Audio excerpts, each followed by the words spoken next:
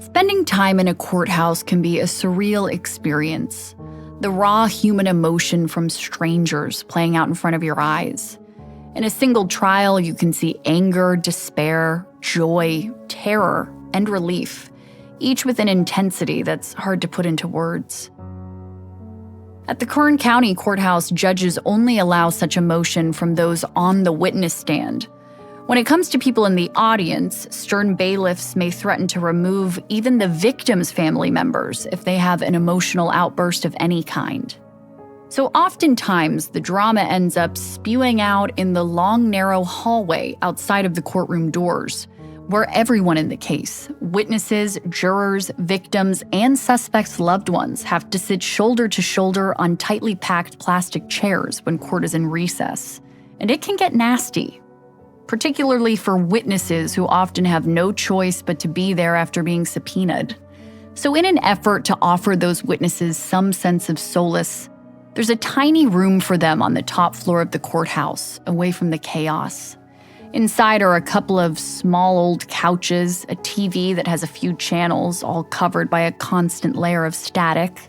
There are no windows, and it has a thick metal door that takes both hands to pull open with an automatic deadbolt lock when it's shut, which to me screams, if you're not already scared to testify, maybe you should be. There's miscellaneous children's toys scattered around the stained carpet, giving the room an even more depressing aura. This is where the moms, Micah's dad Lance, and I sat for what felt like forever waiting for a verdict. I'm Olivia Lavoice, and this is the Bakersfield 3.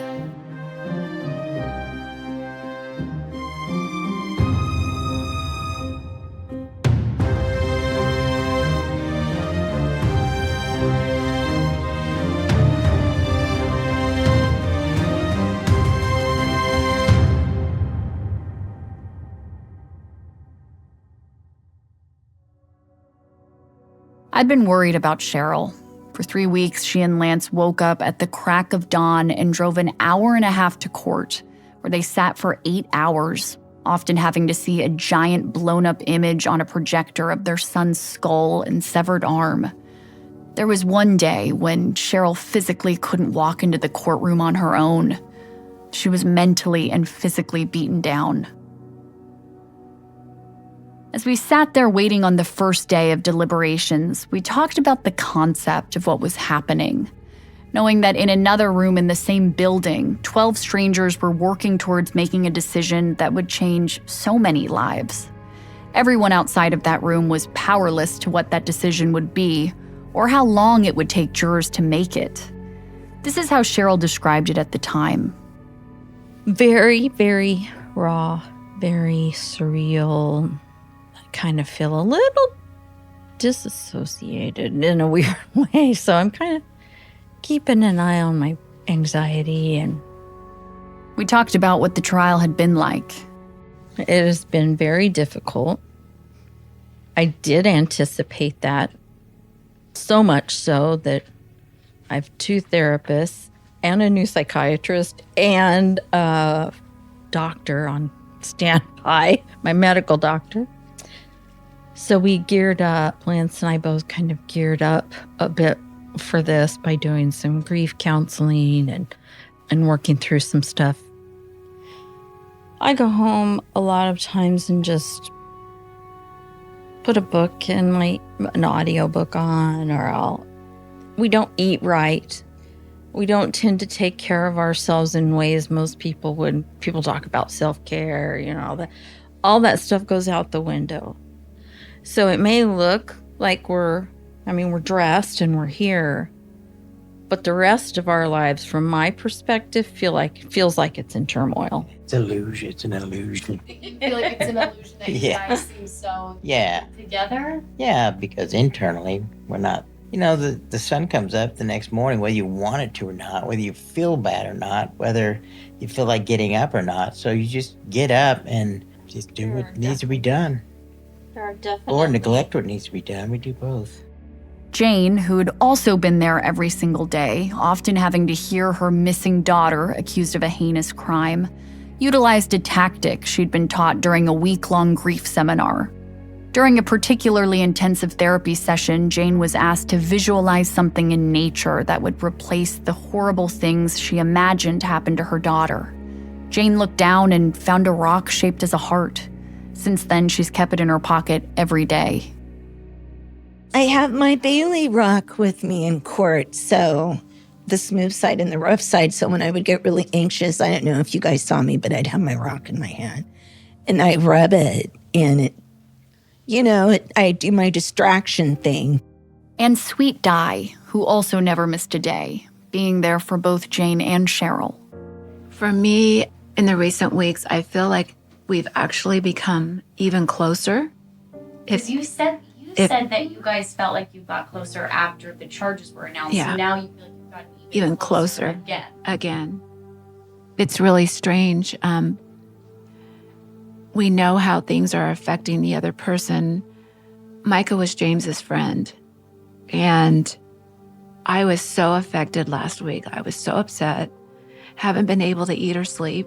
And I'm channeling Lance and Cheryl and Jane. It's just, I didn't expect that to happen. I didn't think, because we've always been close, but I didn't think it would even be even closer. And I know a lot of people were expecting us to fall apart and to unravel at the seams. Di, who tends to be the quietest in the trio, then shared another thought she'd had during the trial.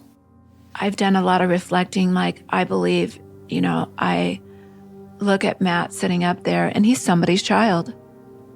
There's another mom grieving of what their child did to someone and was involved in.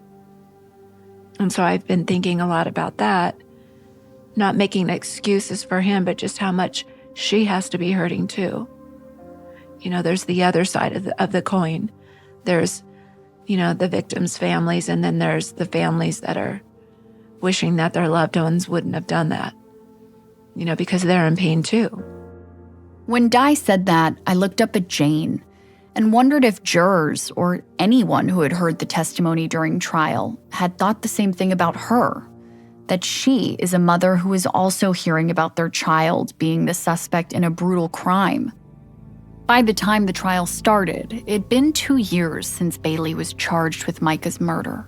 And when I first started trying to process that thought, Di was with me. I think Cheryl was at one of my counseling things, and it's just very hard. You're thinking about it, and then when you hear it come out of the words of law enforcement that this is true, but I don't know if it's true. I'm hoping one day her murder charges will be dismissed, because that's not who she was at that time. So, did I answer the question? Or did I get sidetracked? Jane's thoughts on this topic can often come across scattered, and I think a lot of that has to do with her working very hard to keep it together, especially if she's in public. I tried not to feel emotion because through all my counseling and therapy, in order to get information, you can't seem like you're crazy. It's been drilled into me. You can't fall apart in person, or law enforcement isn't going to talk to you because they'll be afraid you'll break down and leak stuff. And in court, during the hardest part of the trial for both Jane and Cheryl, Jane stayed composed for another reason. I'm not going to give motherfucking Matt Queen the satisfaction of seeing me cry over a lie that he's saying to try to defend himself. Queen's testimony about Micah's murder was a lot for them to sit through. He actually starts crying, talking about cutting up my dead son. I'm all, what the heck? Who does that in the court? Well, I guess he does. I don't know. And I just made me angry. And I know it's part of the process, but it just really, even looking at all the other evidence and all the other photos and all the other stuff, him talking about that and calling Micah it, and when I needed to get it out of here, I couldn't stand it. I had to do something with it. I had to load it. It's like, okay, a minute ago he had a name, but now when you're talking about him, he's an it. Bailey could barely lift a 25-pound bag of dog food for, our dog, much less 40-pound dead weight, lift it up and, drop it. I think you would have to drop it from a pretty high height to crush somebody's skull. As the hours went by, there were brief moments in that room when the conversation was somewhat lighthearted, which gave little glimpses into how much simpler life once was for the moms. This was especially apparent when at one point Cheryl and Lance's love story came up, and how carefree they were as newlyweds all those years ago. As Lance mentioned, they were going on 40 years of marriage. When is the big anniversary? Less than a week. Less than a week. May 8th. Yeah. The day before Micah's birthday, which makes it always a little bittersweet. But but anyway. Do anything? I don't We know. haven't really thought about it. I mean, we haven't because just been overwhelmed. Yeah, we've been very much in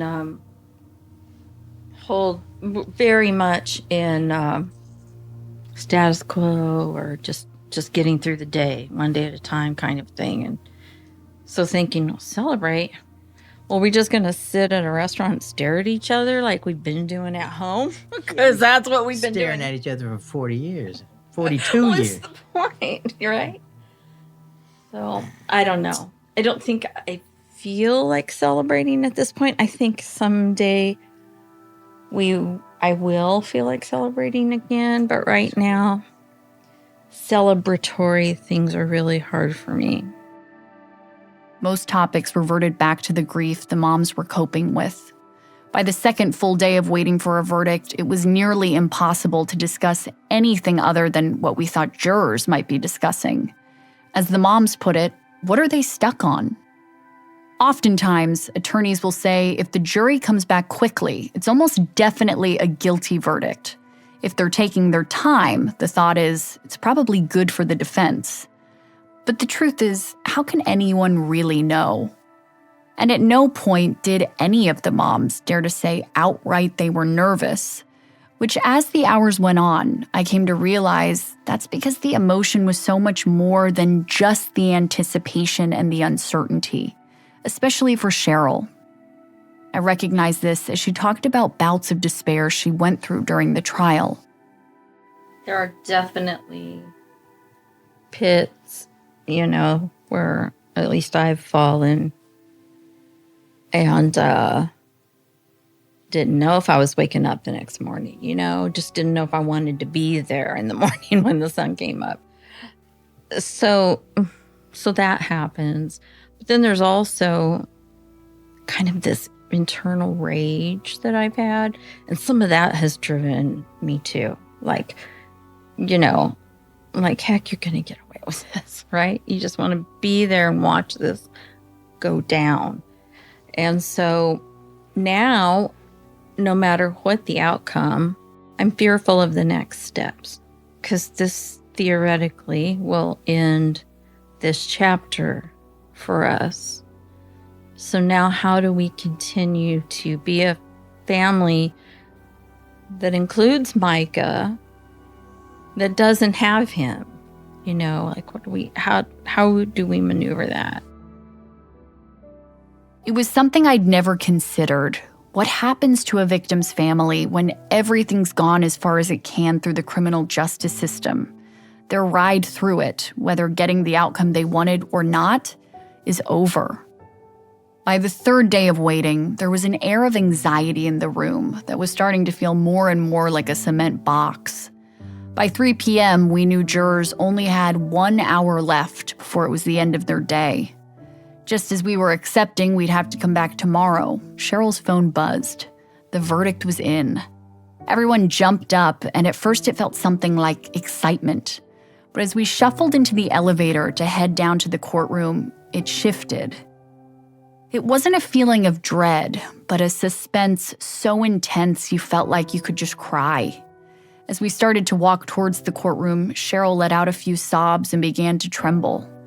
Jane, Di, Lance, and I took turns holding her hand. We all wanted to say, it'll be okay, but we knew we couldn't. Paulus, Remain seated and come to order. Department 4 now in session. First count. We, the jury and panel to try the above entitled case, find the defendant, Matthew Richard Queen, not guilty of felony to wit, first-degree murder of Micah Holzenday. We, the jury and panel to try the above entitled case, find the following circumstances in aggravation to be not true as to the crime charged in the first count of the information. The crime involves great violence, great bodily harm, threat of great bodily harm, or other acts disclosing a high degree of cruelty, viciousness, and callousness, citing foreperson. We, the jury and panel to try the above entitled case, find the defendant, Matthew Queen, guilty of felony to wit, murder of Micah Holzenday, murder in the second degree. The verdict meant the jury did not find beyond a reasonable doubt that Micah's murder was premeditated, or that it involved Micah being kidnapped and tortured. But it also meant they didn't fully believe Queen's story either, that he was merely trying to wrestle a gun out of Micah's hand to protect himself when Bailey dropped a weight on Micah's head. The second-degree conviction felt almost like a middle ground between the two sides. It took 45 minutes for the jury to read their verdicts on the remaining charges Queen was facing. In total, he was acquitted of 10 and convicted of 25. For the first time, Queen wore a mask in court, making it harder to see what, if any, reaction he had. When we walked out of the courtroom, the mom seemed stunned, a little confused. It felt like I was in the wrong courtroom at first. And then I think that's when I realized, okay, I am obviously not processing this. It's like my brain is not processing this. And so I'm going to rely on Di, I'm going to rely on Lance, or I'm going to wait and talk to Eric Smith, the DA, and get the information, because obviously I'm not thinking clearly. Immediately after the verdict, Prosecutor Smith quickly reassured the moms that Queen was still facing a lengthy sentence, given all the other crimes he was convicted of. And even though jurors didn't believe the murder happened the way that Smith and investigators thought it did, they still got a murder conviction, even if it was the lesser offense. As we walked out of the courthouse that day, you could sense the sheer exhaustion coming from the moms. Jane said she needed time to process everything. It's hard to explain how I feel because I have been not letting myself feel things for so long. I feel happy he'll never get out of jail, that he was found guilty. And I'm going to move on and still fight to find Bailey. Cheryl said all she wanted was to go home and sleep for a week. Maybe now we can just rest. Before Cheryl left, a woman walked up to her and introduced herself as Sergeant Garrett's wife. Cheryl immediately embraced her and again began to cry. As Cheryl says, we've taken her husband away from her and her family for a long time, and we're so grateful. About a month later, the moms threw their third annual golf tournament, raising money for Secret Witness so cases could have rewards. It was held at the nicest golf course and country club in town. Dozens of businesses were there offering free services, just glad to have a presence at what had become a popular local event. The moms raised $20,000 that day. The next morning, we were back at court for Matt Queen's sentencing. Before the judge would announce how long Queen would spend behind bars, Cheryl was given the chance to address the court. Here are some excerpts from her statement. We deeply appreciate everyone who has acknowledged Micah as a valuable man, deserving of a thorough investigation and prosecution. Despite decisions and behaviors near the end of his life, Micah was so much more than his last few years. He was so much more. When Micah was murdered, dismembered, and thrown out like trash throughout the county, he was stolen from us. He is ours. He has always been ours. And now only God knows where most of his body lies. Our family has been traumatized for more than 4 years, fighting our way back from very dark places. Has been and continues to be unbelievably hard.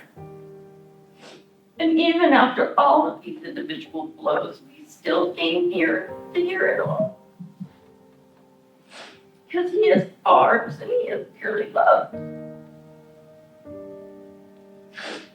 And as I began, there is no beauty in all of this. And what we have lost cannot be restored to us. But we respectfully ask that the maximum sentence allowed by law be handed down in this matter. Then, Matthew Queen was given a chance to speak. Here are some excerpts from his statement. I thought a lot about what I would say to my best parents, given the chance. But I don't know how to put into words like how the guilt, remorse, sorrow, disappointment, shame, overwhelming. And to simply tell you that I'm sorry is not enough. And I know that. You were told some pretty horrific stories about how Micah must have died. And now you have the truth. And I'm sorry it took so long to get there. All I can hope for is that you see that I'm not the monster you were led to believe I was. No matter how hard they tried or how hard they wanted to be right, they were wrong. They were wrong about what happened to Micah, and they're wrong about me. I do have a heart, and for what it's worth, my heart goes out to you.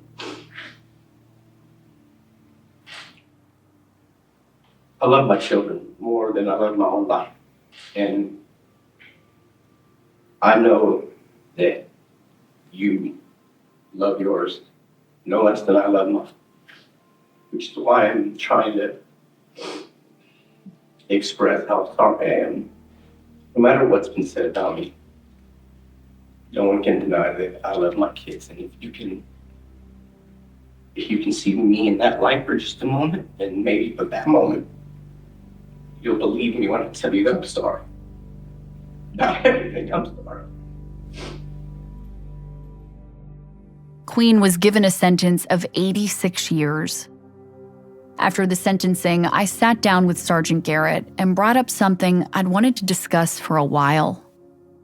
Bailey's loved ones, and even myself, especially initially, thought, could she really have been involved in murdering Micah, or was she just there and terrified, and maybe that's why she went missing?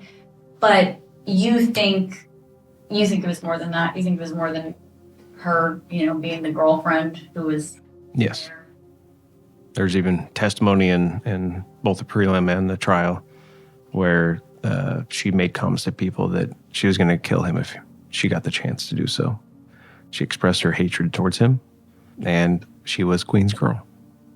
Just like one of the other subjects in the case referenced, he referred to them as Bonnie and Clyde. And that's a pretty good analogy because they were both involved in things together. Jane minimizes her daughter's possible involvement, and I constantly have that conversation with her. And I just keep reminding her, just because she was alleged to be involved in something doesn't mean that's who she is as a person. I knew her answer, but after the trial, I asked Jane anyways.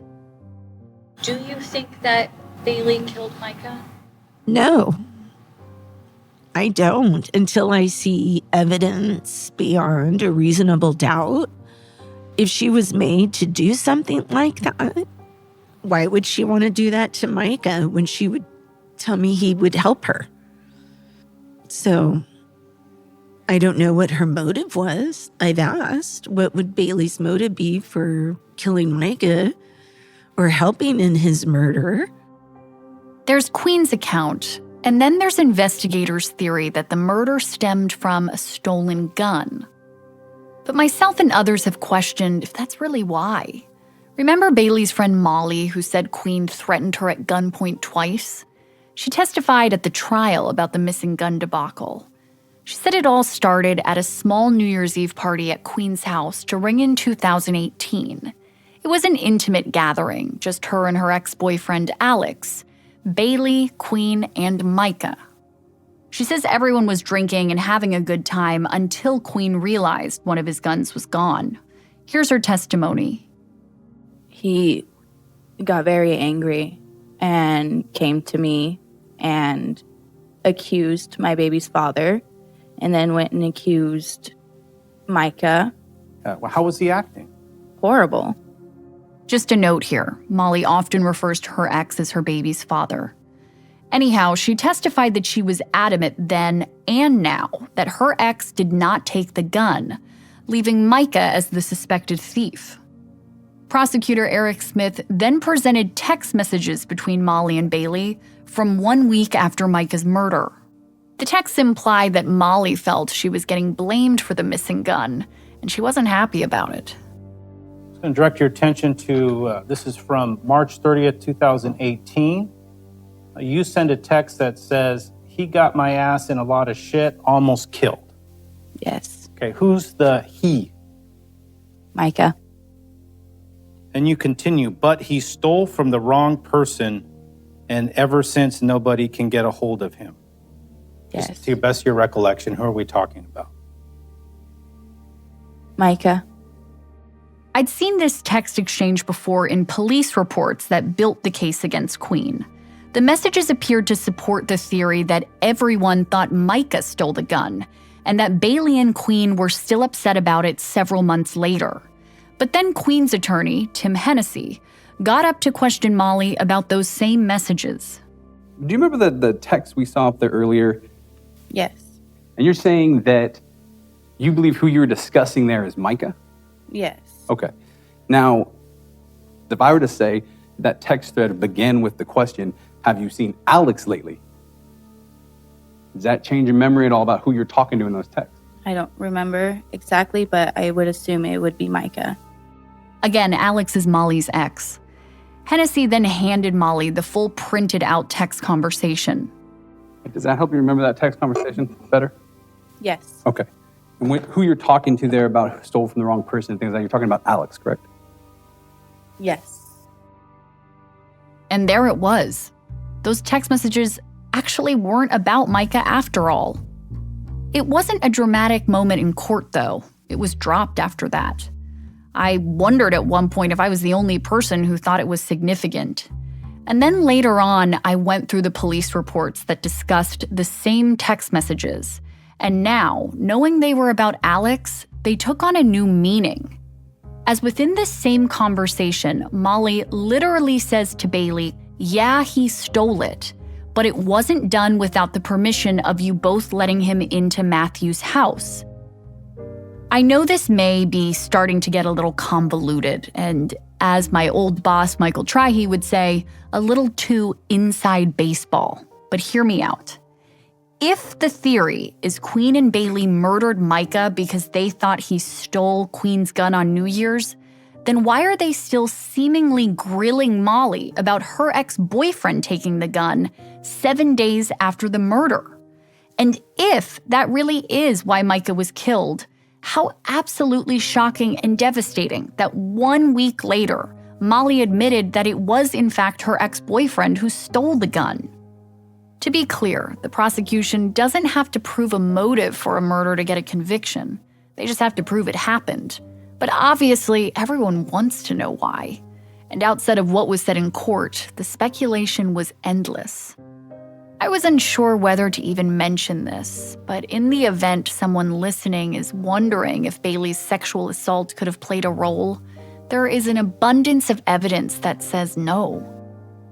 Bailey was severely affected by her attack, and many people say she didn't want anyone, but especially any man, to think they could hurt her again. As Sergeant Garrett puts it, she's trying to get her power back, of the people who took power from her. We know Bailey distrusted a lot of men, but by all accounts, Micah wouldn't have been one of them. Even people who said Micah was erratic at times towards the end of his life all agreed he was fiercely against women being taken advantage of or harmed. It'd seem if anyone in that friend group would be an ally to Bailey, it would have been him. Some have questioned maybe Micah and Bailey were having an affair and Queen found out about it.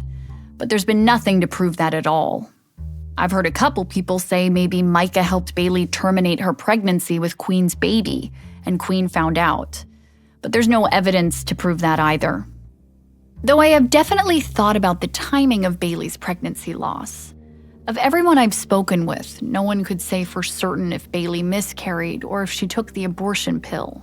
They tell me they either weren't sure or couldn't remember. Regardless, it appears Bailey's pregnancy came to an end within a day or two after Micah's murder. Here's a clip from an interview between Sergeant Garrett and Matt Vandecastile. The context is that Vandecastile was saying after Micah's murder, things between Bailey and Matt Queen were bad. Did you know that? Him and Bailey were fighting. She had a miscarriage. He beat the shit out of her when that happened. He fucked her mom's whole bathroom up at her house. Mm-hmm. Why? Because he thinks that she intentionally killed the baby. In a previous episode, you heard Jane discuss going out of town for a couple days and returning to find her shower door replaced and other changes made to her bathroom. Bailey told her then that she had had a miscarriage in the shower, and she was the one who'd caused the damage. It's possible that in either scenario, miscarriage or abortion, the timing isn't significant, purely coincidental. But it's also a possibility that if she miscarried, the extreme stress and trauma from Micah's murder could have contributed to that occurring. On the other hand, if she chose to terminate her pregnancy, it's possible that Micah's murder impacted that decision. I think I've spent so much time thinking about this because it goes to the question of what was going on in Bailey's mind around this time. A week after Micah's murder and her pregnancy loss, Bailey posted photos on Facebook of a box of chocolates, roses, and a stuffed animal, as well as a shirtless mirror photo of Queen. The post caption read, "I'm a lucky lady." It's a pretty standard thing for a 20-year-old girl to do, subtly brag on social media about how great their boyfriend is. Though it's hard to imagine that Bailey's mindset then was similar to that of other girls her age, trying to curate an image that says to the world, "Look how happy I am. Look how good my life is." It's hard to imagine it could be that simple. We have a lot of questions. Here's Cheryl. The we she's referring to is her and Lance, her husband and Micah's father. We would like to talk to her. We would love to know what happened. But she's not here, and we believe she has already paid more than the price of her participation in Micah's murder. We believe that her life was taken because she knew too much, participated, whatever. There are several theories about Bailey's disappearance, but by far the most prominent is that Matthew Queen killed her, and he did it because, as Lance said from day one of the case, Micah's dead and she knew too much. But even before anyone ever thought about Queen being involved in Micah's disappearance and murder, Queen already looked suspicious to many in Bailey's case. Which is not surprising. I even said to him once, "You're her boyfriend and the last one to see her. Of course you're going to be a suspect. It's nothing personal." But aside from just that, other things piled up early on. For one, Queen told detectives that shortly after Bailey left his house, he met up with her to give her some of her clothes, and then watched her get into a car with a man and never saw her again. According to police reports, using cell phone data, investigators cannot corroborate his story. But Sergeant Garrett did, however, notice that the last outgoing phone call made from Bailey's phone on the day she disappeared connected to a cell tower by Matt Queen's brother's home, the same brother Queen said this about on a recorded call to his wife. "You're told they're still here. You're going to have to take those to the job right away. You're going to go get them right now because, they listen to everything I say right now." When questioned, Queen's brother admitted that tools were code for guns and that he hid Queen's guns before the cops could get to them, which led investigators to wonder what other evidence might his brother have helped Queen get rid of. The suspicion surrounding Bailey's phone activity didn't end there. I had been messaging her on Snapchat trying to get her attention, see if I could get her to respond, because on Snapchat I could see if she opened my message and it would tell me when and it would give me a date, so. This is Bailey's friend Maddie describing an incident that took place a few weeks after Bailey's disappearance. And randomly one day she opened my message and she started to type back. And I was like, oh my gosh. And I'm waiting and nothing, nothing. I'm like, okay, what the heck? So I start typing back and I'm like, who is this? Who has Bailey's phone? What are you doing? Like, answer me. And so I start calling it and nothing. And then I get a message back and it's from Queen. And he tells me, oh, this is Bailey's boyfriend. I have her phone. I'm like, crazy because he didn't have her phone when she disappeared a few weeks ago. So how do you have it now? I went off on him. I did. I was pissed. There's no indication Bailey's physical phone has ever been found. But when Queen was arrested on a firearm charge a month after Bailey went missing, the phone he had on him that day had a SIM card that was attached to Bailey's phone number. So in theory, it would seem Queen could make calls or send messages from Bailey's last known number. I don't know what, if anything, Queen has told investigators about the SIM card. But the limited reports I have show he did admit to monitoring Bailey's social media accounts after she went missing. He said he did it in hopes it would help him figure out where she was. His admission, in my opinion, complicates her case and the ability to determine if social media activity from her accounts was her doing or Queen's. Back in the summer of 2018, when I'd just begun looking into the case, someone reached out to me about a strange message they received on Snapchat from Bailey's account and sent me a screenshot. It was bizarre. It started out with a lot of profanity and accused this person of having involvement with people who, quote, make a business out of abducting women. Then it went on to reference a Bible verse. It was aggressive and seemed nonsensical. And it ended with, quote, this is not a game you wish to play. And then there's that Facebook message that her friend Jessica got a couple days after Bailey was last seen. Prosecutor Eric Smith read it aloud during Queen's trial. I fucked up. I need to disappear for a little while. Smith seemed to use the message as evidence pointing to Bailey being involved with Micah's murder. But Jessica saw it differently. So I thought that was so weird because I'm like, normally she doesn't even write like that. Like, I don't even know if that's her that wrote it. Queen adamantly denies sending any messages pretending to be Bailey after she went missing. But since he admitted to accessing her Facebook, how can law enforcement know for sure who sent it? Jessica also shared what I thought was interesting information about how Queen would drop by her house unannounced after Bailey's disappearance and talk to her about numerous different groups of people he thought could be involved. He mentioned the Hells Angels a lot. Queen also told people when Bailey left, she said she was going to stay with her, quote, cartel-connected family. This reminded me of Micah's trial, when prosecutor Eric Smith grilled Queen for starting rumors that the Hells Angels and the cartel could be involved in Micah's disappearance. Another thing that stands out is the timing of Queen's preliminary hearing for the gun charges he was facing, and Bailey going missing the next day. I asked Sergeant Garrett what he thinks about that. I mean, it's definitely part of the case. Can't go much further into that because it's still an active case, but definitely something to take note of. You might remember, a couple weeks before Micah went missing, Bailey gave a recorded interview to Dave Brown, a private investigator working for Queen's defense team at the time. In that interview, Bailey said the guns found in Queen's car were hers, and that she put them there without his knowledge. She told Brown she had started carrying around guns after she was sexually assaulted by multiple men.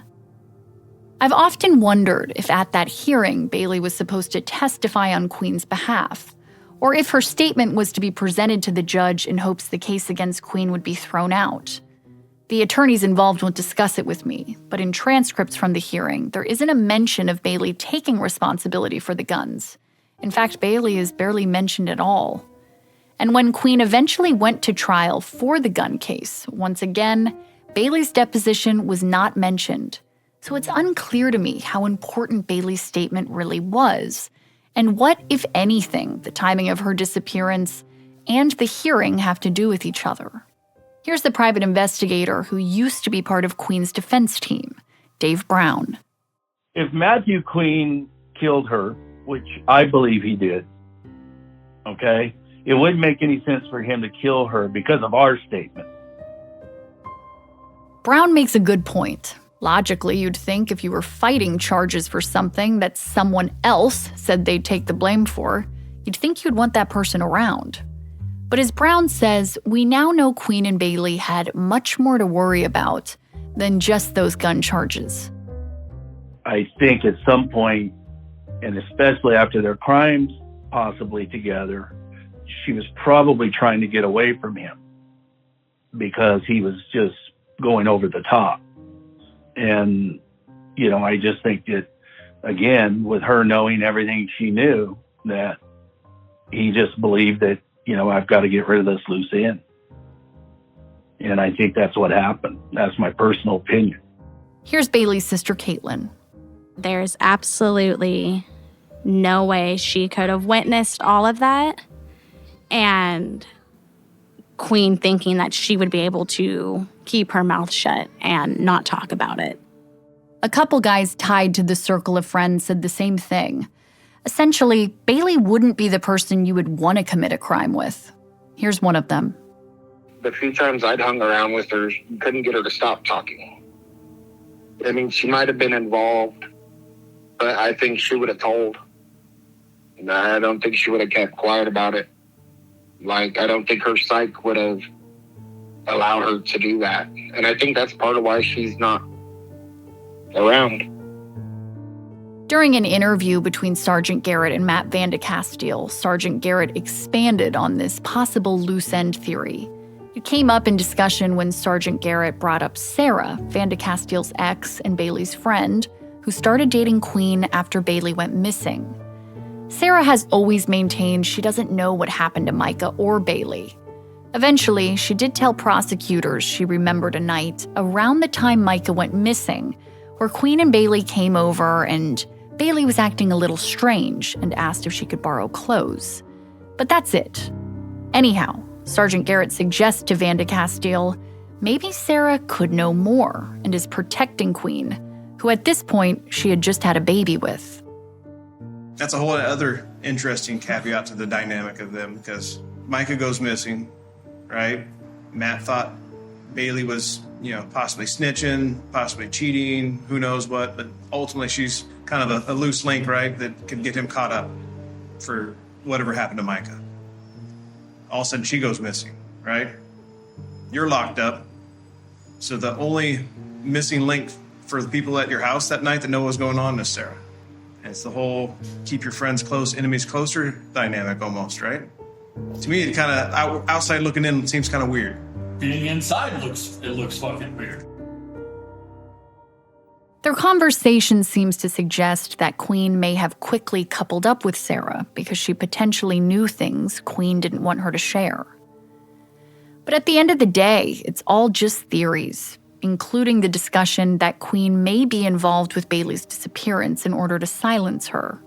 It appears no one has ever told law enforcement that they have direct knowledge that Queen did anything to Bailey, including Matt Vandecastile, despite how convincing he may have sounded when he said this on the phone to Sarah. I'm gonna tell you straight up, Bailey's in the same fucking place that Micah is. Vandecastile did have information that was key in solving Micah's case, but when it came to Bailey, like so many others, he told Sergeant Garrett all he had was just a hunch. I don't think she would just up and leave. I really don't. Vandecastile elaborated on what others said about Bailey being someone you wouldn't want as your partner in crime. Everyone has thought Bailey's been a snitch. Honestly, I think Bailey was.